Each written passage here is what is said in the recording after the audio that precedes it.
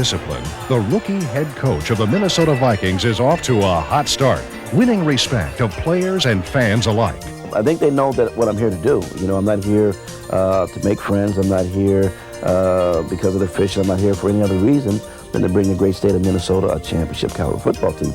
All tonight on a Pat Miles special. Good evening, everyone, and thanks for joining us tonight.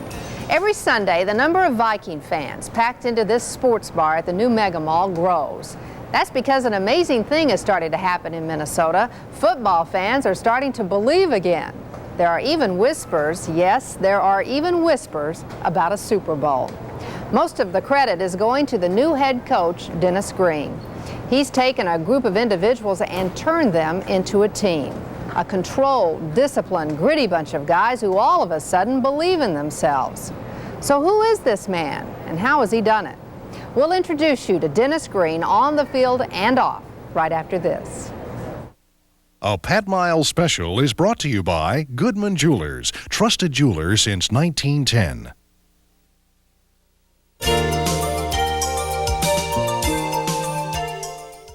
Expectations and commitment, I think, are the two most important ingredients.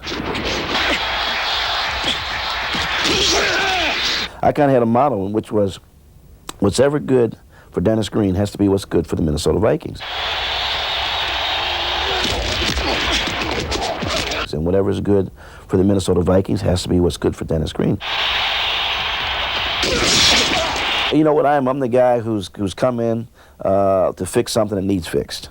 To bring and someone who's coming from the outside who can clearly look at what's wrong and doesn't have any ties to the past, so has no hesitation to fix it. As a result of that, I become adopted, and I think most people are probably happy I'm here, and I am too.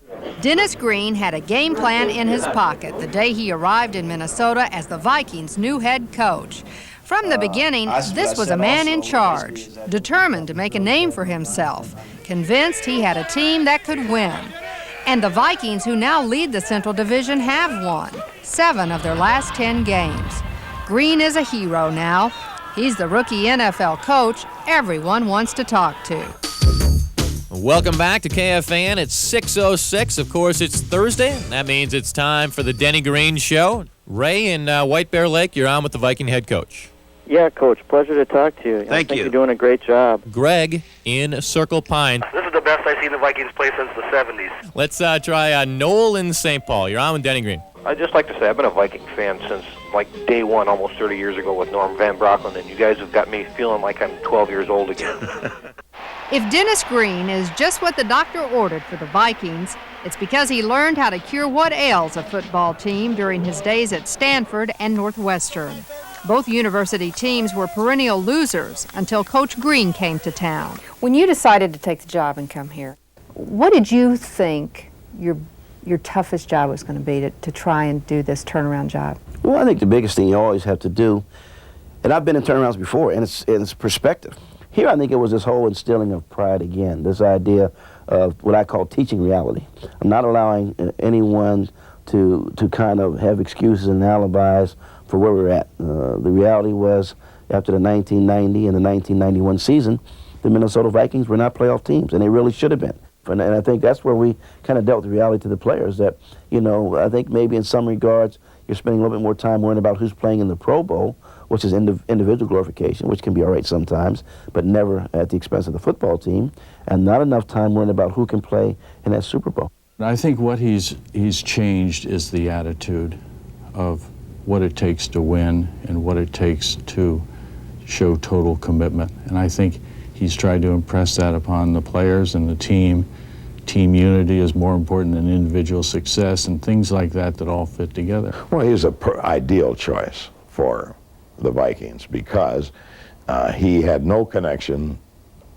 He was beholden to no one in the organization. He was free to do what he wanted to do and to use his skills the way he wanted to use them. He was the perfect choice. Well, I'll tell you the major difference, and I've been out here for a long time, is that the guys are more professional, I think. You know, I think guys study their jobs more and actually know what they're doing before they hit the field. Are they afraid of him? I don't think so.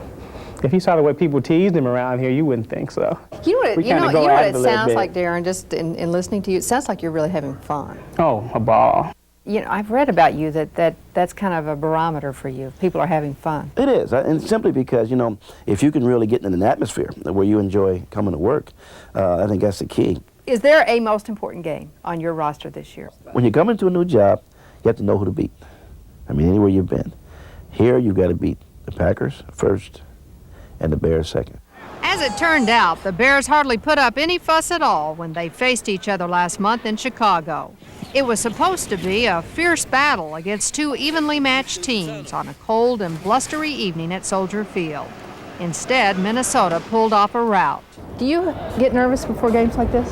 Well, I get excited. You know, I think that you're always nervous anytime you go to do something that means a lot to you. You know, because you're prepared and you're ready for it, and at the same sense, you have a certain amount of apprehension. I think of it just like any test in school. You know, you're prepared for it, but you still have a certain amount of apprehension going into it. You must have your players thinking, because we rode over on the bus, and I mean they weren't talking. They were focused. Is this part of your plan with these guys? Well, it is. I've never seen them like that. Well, I think they have to be focused and relaxed, though. I mean, we don't want them to be uptight.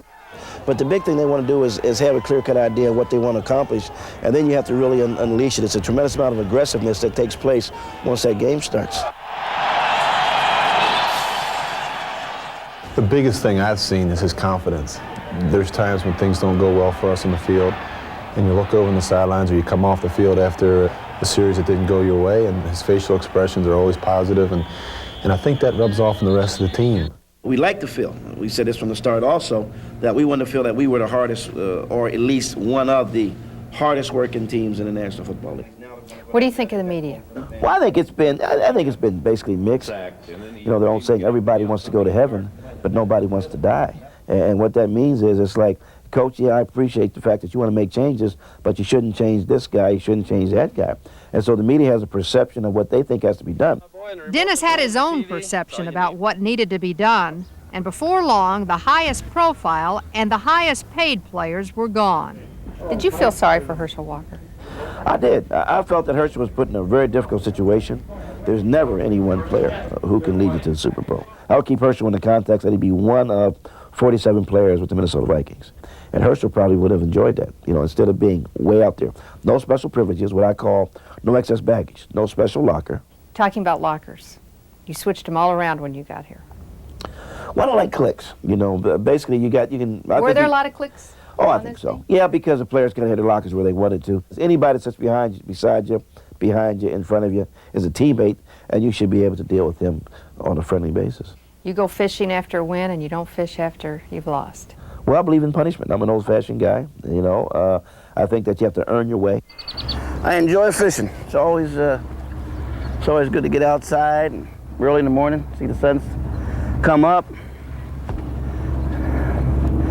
And growing up in Pennsylvania, we love the outdoors. Good looking fish shoot. Mwah. Thanks a lot. Is that kind of like a slap in the face or what? You know, Minnesota's an awfully white state. That's the one thing everybody says about Minnesota. I pick a place I want to live, and that's where I live. I don't pay any attention to who lives there or what the makeup is or anything like that. And again, I think it goes back to the fact that you know, I'm an American, you know, and this is my country, and I can do anything I can afford to do, and as long as I adhere to the same rules everybody else adheres to, then I believe in freedom. You're realistic. You always make sure your players are realistic. Realistically, what are our chances of winning the Super Bowl? The road to the Super Bowl is not as difficult as a lot of people think it is. First off, take care of business, you win your division. Well, we would not say we've had a successful season unless we were a playoff team. And we will be. We expect to be. Still